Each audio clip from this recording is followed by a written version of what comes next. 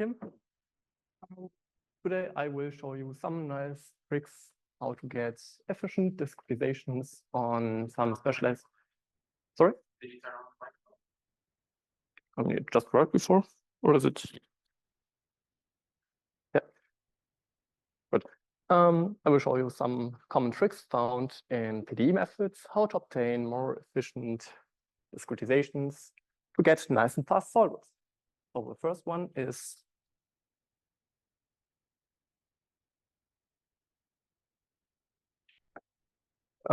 let's start first with some background on the finite element method. Most of the audience here should know it, but for completeness, let me shortly repeat on abstract view how the finite element method works in a nutshell.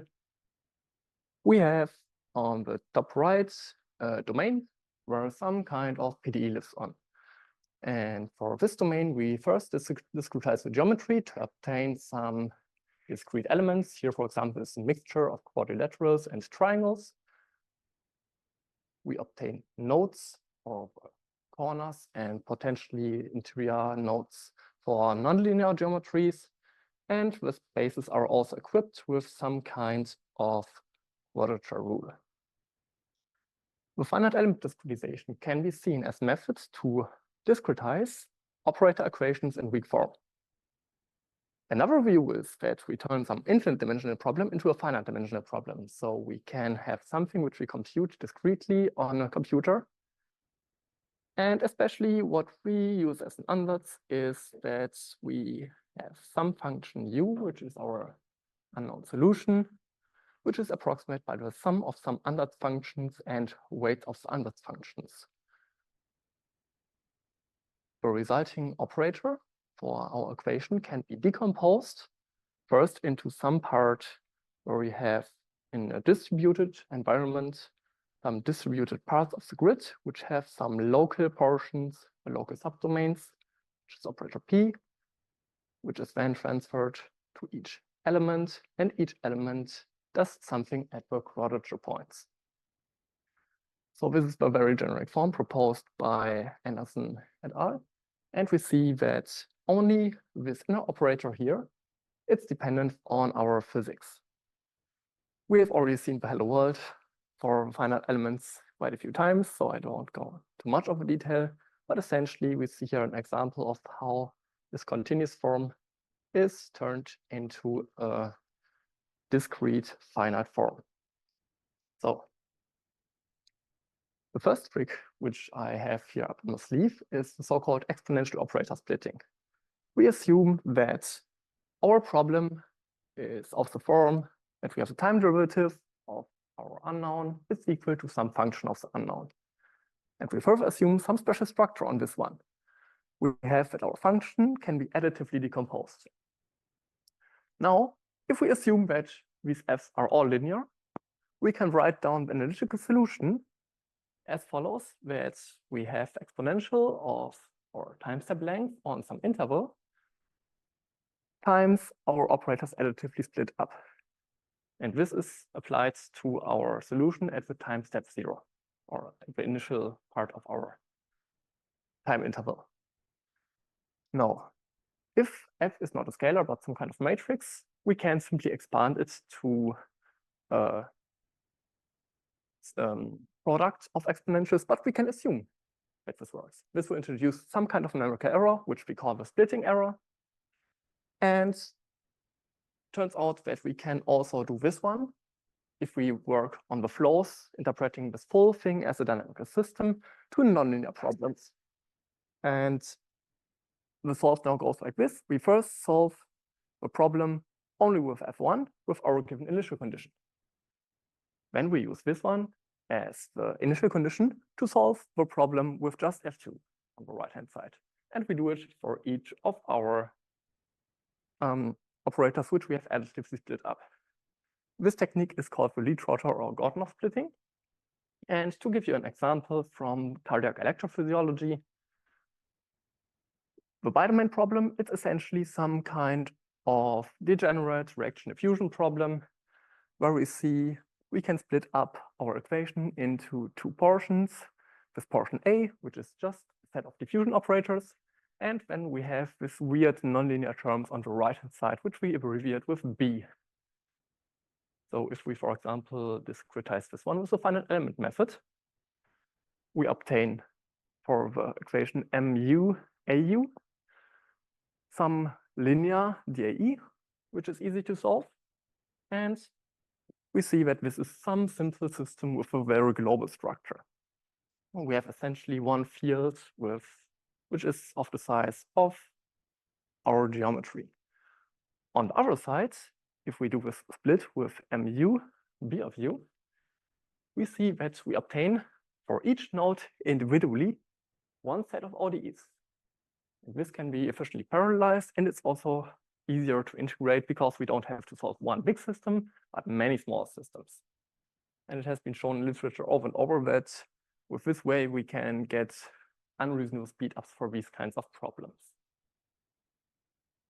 We can also go one step further and ask ourselves, can we do this one adaptively in time? And it turns out the answer is yes.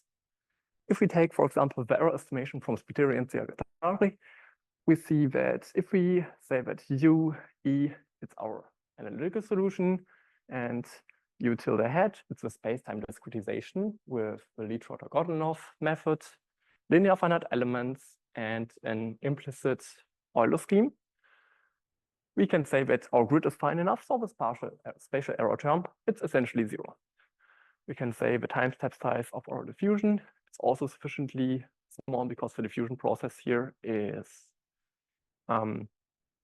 just on a different time scale. So the error here from the time discretization of the diffusion problem is also zero.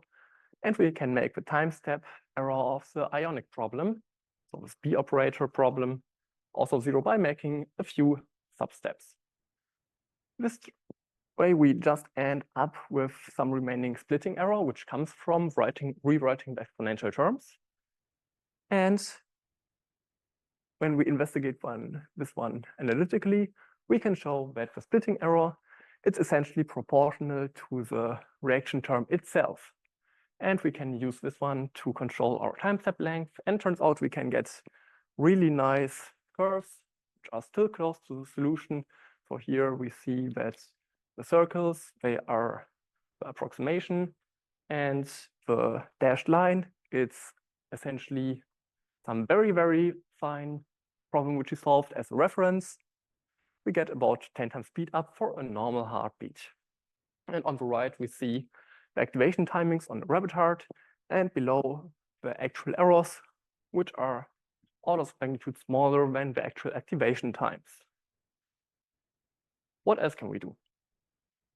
We can ask ourselves if we have a little bit of a Sintra problem instead of the bidomain problem, the monodomain problem, which doesn't have this PDE form, but it's after discretization just a set of ODEs.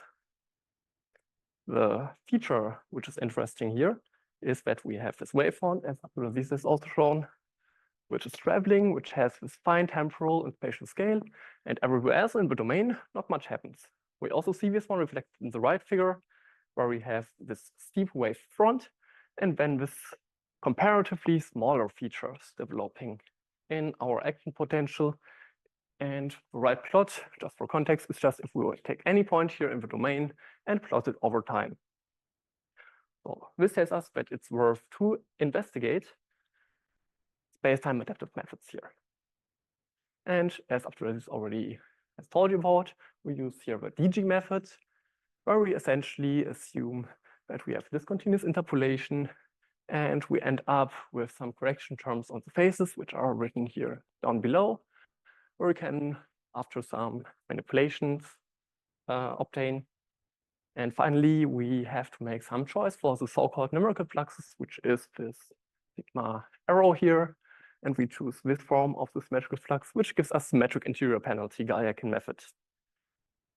The special thing here is that for DG methods, our M matrix becomes block diagonal, so we can just invert it and obtain a normal ODE and treat the problem as a normal ODE. We have also thought about with wavefront, it's just requires a very fine spatial discretization of the wavefront. So we can also incorporate this one as we have some custom error indicators specific for this problem here. And we use a local refinement strategy by replacement, which was implemented in MFAM. So this way we can develop some local space-time adaptive time stepping method, where we essentially start with refining and de-refining the mesh. So we have just a fine grid as the wavefront course everywhere else. And then we essentially have multiple levels depending on some error estimate for the time to ensure stability of the time step, where we step each element depending, for example, on the size, with individual time step lengths. So we end up with just having small time steps in the wavefront and coarse ones everywhere else. We also see that we can get some nice speed up here, as we see in this example of a spiral wave. We see that the wavefront is nicely tracked by our error estimator, and we get a speed up of about a factor of 12 against Lee-Trotter-Godunov scheme with operator split, which I've just shown, just on the finest grid, so that the spatial resolution is also comparable. The next thing which we have is that in cardiac multiphysics, we have also the mechanical problem to solve.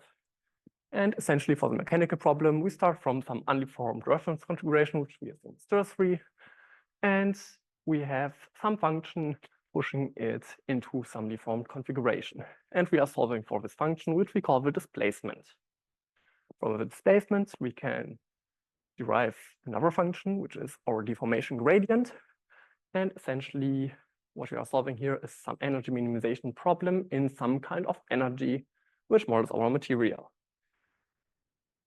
With this energy, we can derive the stress and our strong form for the PDE, which we then can turn into the weak form of our PDE, which we need for the finite element method. Furthermore, we see that we get some very interesting form for our material models in cardiac mechanics, where we often see the so-called active stress formulation popping up, where we say, again, our P is additively split up. We have some passive term modeling the passive mechanics and some active term modeling the active dynamics or the contraction of the ventricle. This active part is multiplied by some probability distribution function, which has its own evolution. And we see the evolution is dependent on itself, the deformation gradient, and the time derivative of the deformation gradient, plus some external input. If we discretize this one, we obtain a true DAE. So how do we deal with this one? Essentially, the most efficient trick which we have up our sleeves in the mechanical community is here the multi-level Newton-Raphson technique, which has been initially developed by Rabat for electric circuits. The idea is quite simple. If we apply some time discretization technique, we often end up with a function which has local global structure. So we see we have the G, which is the global part, and L, which is the local part. How do we obtain the split? We naturally just use the functions on the quadrature points, and so this is a set of L. And then we have G, which is just the remaining function for the field.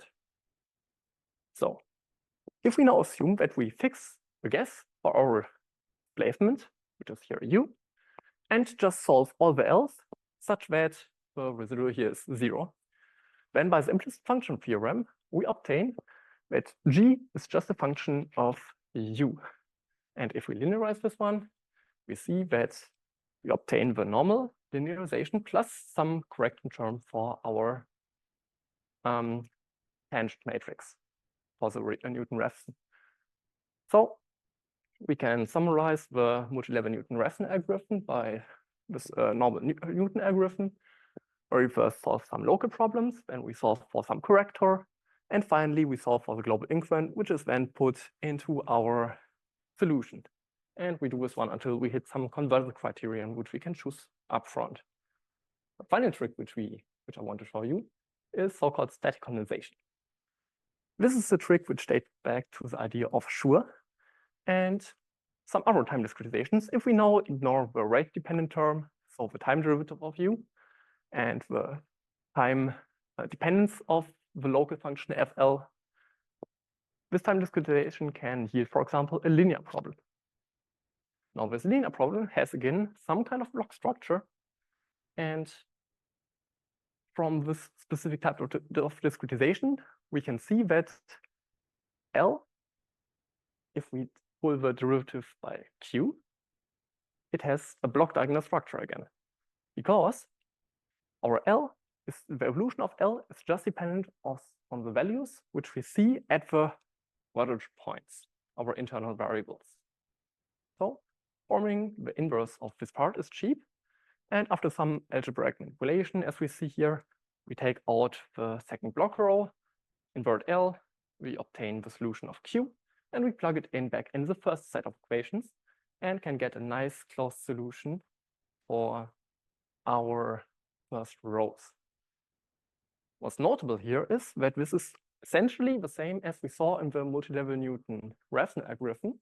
We just got some additional residual fraction here, which comes from the fact that we don't solve the local part up to 0, as in the multi-level Newton-Raphson. So as a summary, I have shown you some nice adaptive exponential operator splitting functions for PDEs. Then I have shown you some local time stepping and adaptive mesh refinement methods for functions which give you ODE forms, and specialized solvers for functions with local global structure as refined in continuum mechanics. So be aware of your spatial features. As the next step, we want to make especially the operator splitting package fully compatible with the SciML ecosystem, so a wider range of users can utilize it. I want also to upstream our true complement solver, which is already working in Thunderbolt. And we want to push our efforts, which we are doing together with Abdulaziz, into a separate local time stepping package to also make this one available for a wider outrange. And finally, we also want to push back into some FerriteGL how-tos on how to use these packages then individually with Ferrite. And with this, I want to thank you for your attention.